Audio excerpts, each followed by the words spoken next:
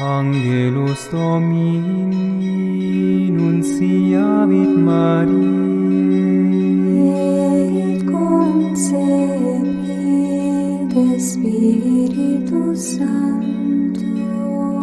Ave Maria, gratia plena Dominus tecum, benedicta tu in mulieribus, et benedictus fructus ventris tui, Iesus. Bonjour à tous et toutes, j'espère que vous allez bien. Comme je vous l'avais annoncé dans ma précédente vidéo, nous allons, en l'honneur de l'Assomption, nous intéresser au titre que la Sainte Église catholique a donné à la Très Sainte Vierge Marie au cours de l'histoire. Et justement, je vais essayer de ne pas être trop longue, mais à la fois, j'ai vraiment envie de vous donner des détails très importants, car je suis comme ça, j'aime à m'intéresser à l'origine des choses et enfin, si vous voulez, j'ai toujours cette curiosité de savoir, eh bien, pourquoi la Sainte Église catholique a donné tel ou tel nom dans l'histoire à la Très Sainte Vierge Marie. Et justement, comme vous pouvez le voir à l'écran, l'année passée, jour pour jour, donc cela fait maintenant 1 an, le temps passe vite, j'avais réalisé cette vidéo dont vous trouverez le lien dans la description. Alors, à l'époque, elle n'avait pas été trop visionnée, à peine une centaine de vues, et je compte sur vous afin de la voir ou la revoir et de la relayer, car je m'intéresse particulièrement au terme de Jébira, qui est un terme hébreu qui désigne la reine-mère dans les sociétés antiques, décrivant les royaumes bibliques d'Israël et de Juda. Et justement, nous pouvons faire un parallèle très intéressant, et c'est ce que je dis dans cette vidéo, à savoir le fait que la figure symbolique de la reine-mère pendant l'époque de l'Ancien Testament correspond, et on peut faire, si vous voulez, ces liens avec le Nouveau Testament, de la figure de la très sainte Vierge Marie qui, je le rappelle, vient de la tribu de Juda. Et comme vous le savez, j'ai longuement répondu aux talmudistes à ce sujet. La tribu de Juda est une tribu royale par excellence. Donc maintenant, je vous propose d'explorer ensemble un tableau que j'ai préparé. En fait, voilà, vous voyez, comme vous pouvez le voir à l'écran, j'ai mis différentes colonnes. Et donc, vous voyez, donc il y a le titre tout à gauche, l'origine, le sens et le contexte, et le lien avec la Gébira, puisque cela fait le lien avec la vidéo de l'année dernière. Et justement, à travers ce tableau, je vais m'attarder ensuite sur certains titres et pourquoi ils ont été donnés. Alors, nous allons commencer dans un premier temps au fameux Théotokos, que vous avez peut-être entendu parler, à savoir le titre de Mère de Dieu. Et comme vous pouvez le voir dans cette colonne, au niveau de l'origine, cela vient particulièrement du concile d'Éphèse. Et le concile d'Éphèse, c'est un concile très célèbre qui s'est tenu en 431. Et ce qui est intéressant, c'est que ce concile s'est basé pour déterminer dogmatiquement le Théotokos, le nom de Mère de Dieu. Ce concile s'est basé sur le Sub Tuum Praesidium. Donc c'est une ancienne, très ancienne, qui date, et d'ailleurs je crois que parmi les recherches archéologiques qui ont été effectuées concernant la découverte d'un papyrus égyptien, les spécialistes ont daté ce texte à partir du IIIe siècle. Mais il est possible que certaines traditions orales se soient perdues et dont on n'aurait pas retrouvé la trace. Mais ce qui est sûr, c'est que cette ancienne mariale prouve que, eh bien, le terme de mère de Dieu y est désigné dès les premiers temps des communautés chrétiennes. Et par ailleurs, je vais vous lire le texte de cette prière traduite. Donc, vous avez une version en latin et une version en français. Sous l'abri de ta miséricorde, nous nous réfugions. Sainte Mère de Dieu, ne méprise pas nos prières. Quand nous sommes dans l'épreuve, mais de tous les dangers, délivre-nous toujours, Vierge glorieuse et bénie. Alors, justement, je vous ai lu cette prière pour faire le lien avec les milieux protestants. Car comme vous pouvez le voir à l'écran, j'ai choisi donc des personnages des premiers protestants, vous reconnaissez Martin Luther au centre, et je l'ai illustré à travers un miroir brisé. Alors pourquoi j'ai choisi cette image? C'est le fait de créer justement cette rupture avec les premières communautés chrétiennes. Et ce qui est intéressant, c'est que nous allons explorer un peu les écrits de ces protestants. Alors déjà, je vais commencer par Luther qui a dit ceci dans son petit livre de prière. Il faut noter: nul ne doit placer sa confiance et son assurance dans la mère de Dieu ou ses mérites. Le cœur ne s'arrête pas en elle, mais passe à travers elle vers le Christ et Dieu lui-même. Donc ça, c'est Luther. Ensuite, je vais vous lire Calvin. Donc c'est dans notamment la lettre à l'Église française de Londres le 27 septembre 1552, pardon, et voici ce qu'il écrit: Je ne doute pas qu'il y ait eu une certaine ignorance chez ceux qui ont réprouvé l'usage de dire que la Vierge Marie est Mère de Dieu. Je dois aussi reconnaître que, de manière générale, utiliser couramment ce titre pour parler de la Vierge est une mauvaise pratique.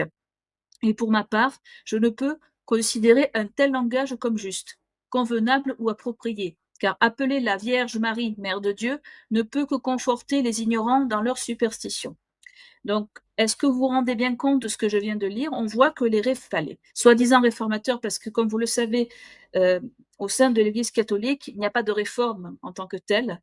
Il y a certes des réformes de type Concile de Trente, enfin inaugurées par le Concile de Trente, mais ce que je voulais dire, c'est qu'on voit que les réformateurs protestants ont inauguré une rupture avec les traditions catholiques, car ce qui va justement contre leur prétention à dire que les premières communautés chrétiennes étaient des ignorants et des superstitieux. Vous voyez que je vous ai montré, je vous le montre de nouveau, la fameuse antienne mariale. On voit que de tout temps, les premiers chrétiens invoquaient la très sainte Vierge Marie. Et par ailleurs, si un protestant pose la question de savoir pourquoi sa tradition est fausse, enfin, sa pseudo-tradition, eh bien tout simplement parce que les réformateurs qui étaient protestants, qui étaient remplis d'orgueil, eh bien ont carrément inauguré ce qu'on appelle une façon de ne plus invoquer la très sainte Vierge Marie ni les saints, sous prétexte que ce n'était pas dans les Saintes Écritures. Mais le problème, c'est qu'ils se mettent en porte-à-faux avec le Concile d'Éphèse, puisque, comme je le rappelle, Calvin lui-même a reconnu le titre de Mère de Dieu, puisque Luther, notamment, avait reconnu, dans un certain sens, le Théotokos, puisque les protestants, dont Calvin et Luther, avaient des copies notamment des comptes rendus du Concile d'Éphèse, et ils savaient très bien que les premières communautés chrétiennes avaient déterminé et fixé dogmatiquement le Théotokos. Mais en fait, ils font ce qu'on appelle du cherry picking, c'est-à-dire qu'ils prennent une partie de la tradition et délaissent une autre. Donc on voit que les protestants ont vraiment cette notion de créer une forme de, voilà, une rupture, comme je l'ai dit, avec tout ce qui fait la tradition de l'Église. Et bien entendu, on en retrouve dans les siècles les plus anciens. Je vais montrer d'autres exemples où, quand la Sainte Église catholique a voulu, par exemple, fixer le dogme de l'Immaculée Conception, je l'avais déjà montré avec des sources lorsque j'ai répondu au protestant Maxime Georgel, on voit qu'il y a des fêtes de la Conception qui ont existé depuis au moins les tout premiers temps de l'Église également. Ensuite, je vais vous lire un autre extrait de Zwingli, qui est un autre protestant, qui dit ceci: Nous n'insultons pas Marie, la Mère de Dieu. Lorsqu'on défend qu'on l'adore avec des honneurs divins, même si l'on lui attribuait la majesté et la puissance du Créateur, elle-même ne permettrait pas une telle adoration. Ainsi, la Vierge, Mère de Dieu, recevrait encore moins ses honneurs, étant élevée au-dessus de toute créature et entièrement dévouée à Dieu, son Fils.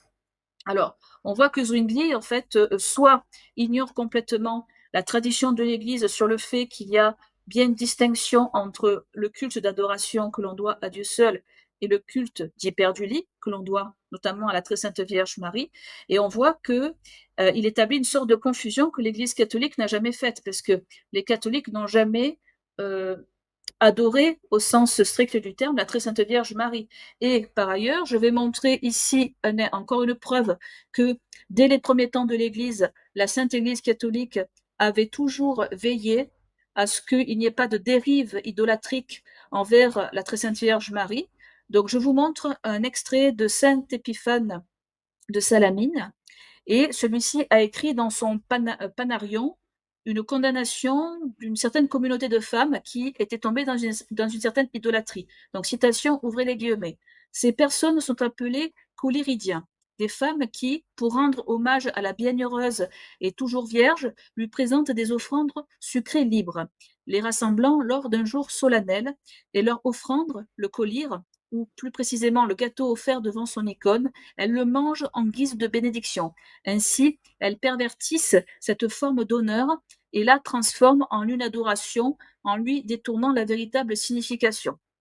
Donc, pour dire que la Sainte Église catholique a toujours veillé dans son autorité auguste, eh bien, lorsqu'il y avait des dérives idolâtriques envers la très sainte Vierge Marie, eh bien, il y a toujours eu une condamnation et le fait de recadrer les choses. C'est pour ça que dans toute l'histoire du catholicisme, vous avez très peu, bon, à part l'exemple de Saint Épiphane et un peu à la période du Moyen Âge, vous n'avez quasiment pas des dérives idolâtriques envers la très sainte Vierge Marie. Hein. Donc les catholiques ont toujours fait la différence entre le culte d'Hyperdulie et le culte d'adoration. Voilà. Donc ça, c'était important à préciser encore une fois. Et je vais passer donc au niveau du tableau, je vais passer à maintenant Mère du Seigneur. Alors, la Mère du Seigneur, c'est la fameuse l'origine, donc c'est dans Luc 1,43, c'est lorsque Sainte Élisabeth lui dit Mère de mon Seigneur, hein, lui dit, bien voilà, c'est la Mère de mon Dieu. Ensuite, nous avons la fameuse pleine de grâce dans Luc 1,28. J'avais aussi fait une vidéo où j'avais répondu au protestant pardon, Maxime Georgel sur voilà, le fameux Kekareto Méné, qui était très spécifique, donc quasiment ce qu'on appelle un apax legomenon, donc un mot très rare, en tout cas une formulation très rare et unique attribuée à la très sainte Vierge Marie.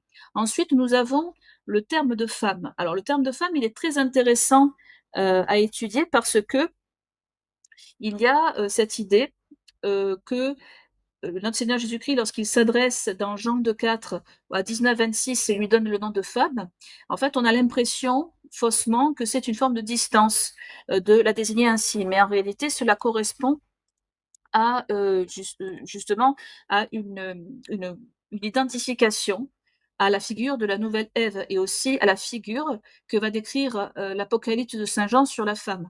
Alors, je vais vous lire notamment deux sources qui viennent. Alors, c'est les deux à la fois. La très sainte Vierge Marie est à ce titre de femme par rapport à la femme de l'Apocalypse, et aussi on va voir aussi le titre de Nouvelle Ève. Donc la Nouvelle Ève, je vous lis déjà, nous avons une trace parmi les écrits de Saint Irénée de Lyon qui écrit, citation, ouvrez les guillemets, comme le genre humain a été assujetti à la mort par une vierge, il est sauvé aussi par une vierge. La désobéissance d'Ève a été dénouée par l'obéissance de Marie. Et ensuite, on va voir que saint Ambroise, dans son De Institutione Virginis, il associe Marie à l'Église et à la femme de l'Apocalypse. Donc, citation, Marie est la figure de l'Église, la femme que Jean vit vêtue du soleil préfigurait Marie. Donc, on voit que ces deux appellations, Nouvelle Ève et femme, se retrouvent pour désigner la très sainte Vierge Marie. Ensuite, nous allons voir le terme de bienheureuse dans le tableau. Donc, bienheureuse, c'est dans Luc 1,48. Donc, c'est une prophétie que la très sainte Vierge Marie fait à elle-même, dans le sens où des générations d'êtres humains la désigneront comme bienheureuse. Donc ça, c'est quand même assez puissant. Ensuite, nous avons le qualificatif de toujours vierge. Donc, comme vous pouvez le voir, cela remonte à la tradition conciliaire. C'est-à-dire que la Sainte Vierge Marie reste vierge avant, pendant et après l'enfantement de notre Seigneur Jésus-Christ. Et je vais vous montrer un concile qui a fixé la virginité perpétuelle de Marie. Et il s'agit du concile du Latran de 649 sous le pape Martin Ier. Et on va lire le canon 3 précisément, qui fait partie du Désinger. Si quelqu'un, selon les saints pères, ne confesse pas proprement et vraiment en accord avec eux que la sainte et toujours vierge et immaculée Marie est véritablement mère de Dieu, puisqu'elle a conçu en vérité, par l'opération du Saint-Esprit, le Verbe de Dieu, qu'elle a engendré sans corruption, sa virginité demeurant indestructible même après l'enfantement, qu'il soit anathème. Voilà. Donc ça vous donne vraiment une définition dogmatique. Ensuite, nous allons nous intéresser à la fameuse Immaculée Conception. Donc, comme vous le savez, c'est une définition dogmatique qui date de 1854.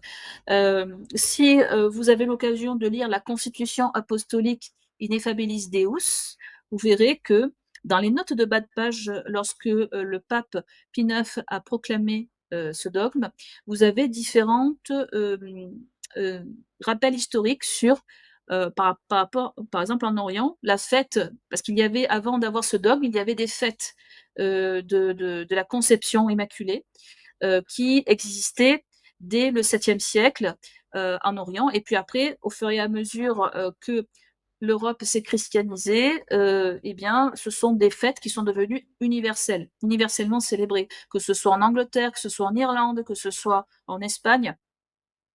Donc, et même les papes aussi l'ont autorisé. J'avais déjà montré j'avais déjà utilisé cet argument pour répondre, comme je vous l'ai dit, à Maxime Georgel.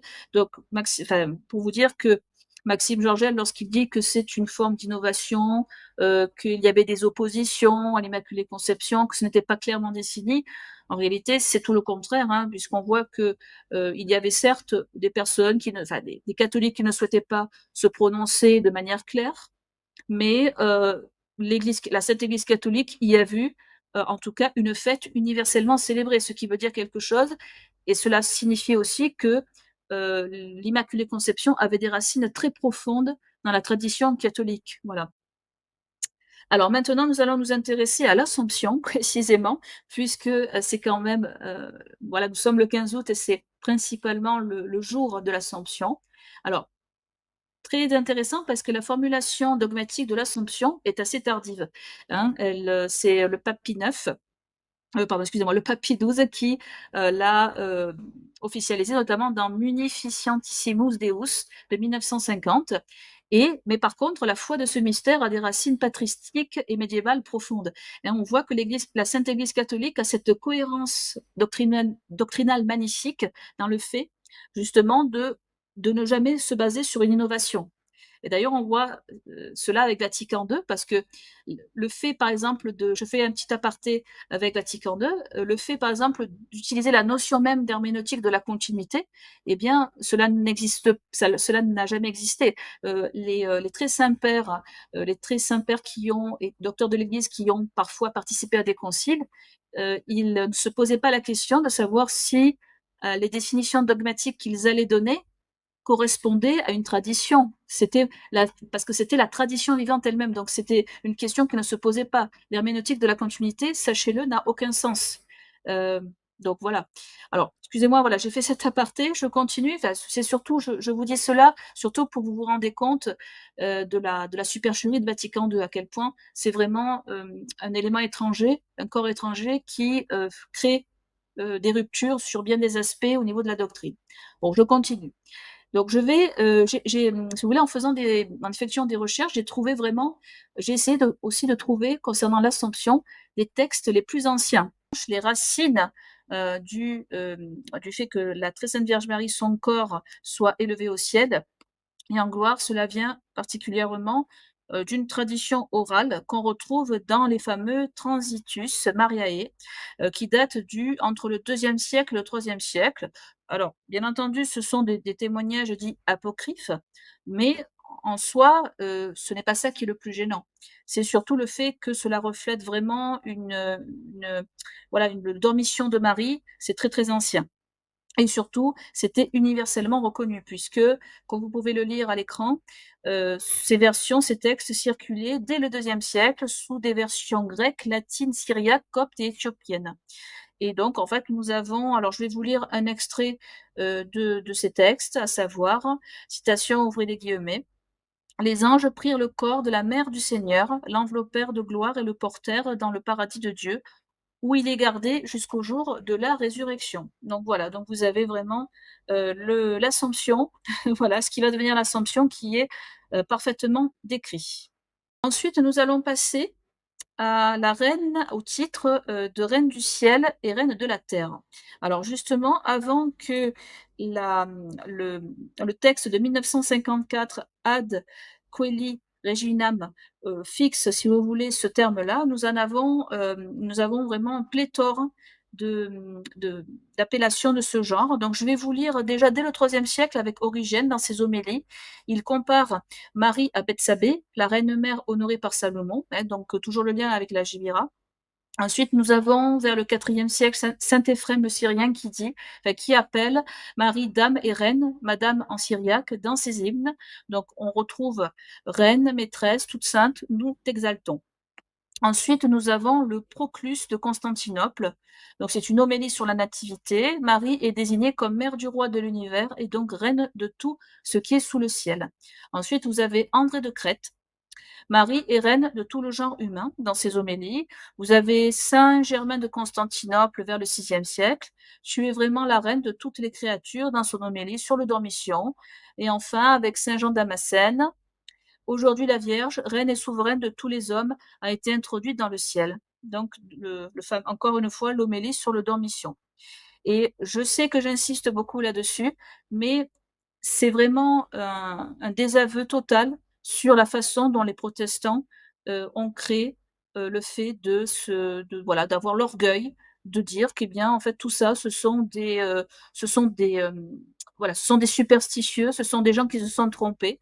Parce que si vraiment les protestants vont au bout de leur logique, alors ça veut dire que la Sainte Église instaurée par le Christ, eh bien, peut défaillir, puisque le Christ a donné notamment le charisme d'infaillibilité à Pierre pour que son Église reflète une certaine perfection. Et si vraiment les premiers chrétiens se sont trompés euh, en définissant, eh bien, en fait, en évoquant notamment la très sainte Vierge Marie, ça veut dire que l'Église n'est pas infaillible. Donc voilà, donc en fait, voilà, si vous voulez, la démarche protestante n'a aucun sens. Dire, ils se désavouent eux-mêmes, il suffit de faire quelques recherches sur l'origine des appellations de la Très Sainte Vierge Marie, la façon dont les églises ont honoré la Très Sainte Vierge Marie, les saints aussi. Donc on voit que les protestants sont à côté de la plaque, en fait, voilà. Bon, bah, écoutez, je continue avec le tableau. Donc maintenant, nous allons passer aux fameuses litanies de Lorette, où vous avez, et vous les récitez sans doute très régulièrement dans votre petit livre bleu que vous avez sans doute. Alors voilà, vous avez Reine des anges, apôtre, Reine des anges, Reine des apôtres, Reine des martyrs, Reine des saints, Reine de la paix et Reine du très saint rosaire. Et justement, pour revenir à une certaine tradition sur les Lorettes, bien sûr, ces litanies, elles sont assez, voilà, elles existent depuis les premiers siècles, hein, bien entendu. Et dès le Moyen Âge, certaines litanies mariales apparaissent, mais elles sont locales et non uniformes. Voilà. Et c'est pour ça que je vous ai montré sur la capture d'écran la fameuse maison de Lorette que vous connaissez sans doute. Et en fait, ce serait la maison de la Très Sainte Vierge Marie qui aurait été rapportée de la Terre Sainte. Et ce serait, voilà, c'est un lieu de pèlerinage marial absolument incontestable. Voilà, et donc notamment, vous avez les fameuses litanies qui proviennent de ce lieu. Voilà, donc, et puis aussi avant Lorette, encore une fois, on trouve des litanies mariales dans divers sanctuaires, notamment en Italie et en Allemagne. Donc les litanies sont encore plus anciennes que les litanies de Lorette elle-même. Voilà. Ensuite, nous allons passer à l'Arche de la Nouvelle Alliance, très intéressant. Et nous allons étudier cette appellation, d'où elle vient et à, à- à quelle origine elle remonte. Donc, je vous lis. Donc, l'appellation Arche de la Nouvelle Alliance pour Sainte Marie remonte à la typologie biblique. Donc, vous le retrouvez dans les psaumes. Alors, c'est une exégèse qui a été faite sur ce psaume 45, 40, 10, très présente dans la patristique et développée dans la tradition liturgique médiévale et moderne. Et je vais vous donner un exemple de Saint Jean Damascène. Aujourd'hui, l'arche qui contient le roi de l'univers, immaculé et choisi, est élevée au ciel. Ensuite, nous allons voir la fameuse porte du ciel. Donc, honneur à Saint Bernard de Clairvaux qui en fait la citation suivante. Marie, la porte par laquelle le Seigneur est venu parmi les hommes. Ensuite, vous avez le fameux refuge des chrétiens, encore Saint Bernard de Clairvaux, dans ses sermons Marianne. Elle est le refuge et la consolation de ceux qui tombent dans le péché. Ensuite, vous avez le secours des chrétiens, priez pour nous. Donc, c'est lors de la fameuse bataille de Lépante qui opposait la Ligue catholique avec les Turcs musulmans.